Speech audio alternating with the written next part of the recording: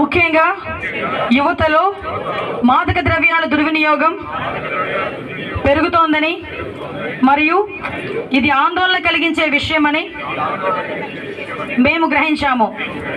మాదక ద్రవ్యాల దుర్వినియోగాన్ని అరికట్టేందుకు సహకరిస్తామని ప్రతిజ్ఞ చేస్తున్నాం. మేము ఎటువంటి ప్రయోజనం కోసం ఏ విధంగానూ హానికరమైన లేదా చట్టవిరుద్ధమైన మందులను వినియోగించబోమని హామీ ఇస్తున్నాం. ప్రతి వ్యక్తిని, ముఖ్యంగా యువతను ప్రోత్సహించడం ద్వారా మాదక ద్రవ్యాల దుర్వినియోగం యొక్క దుష్ప్రభావాల గురించి మేము అవగాహన కల్పిస్తాం. తద్వారా భారతదేశంలోని యువత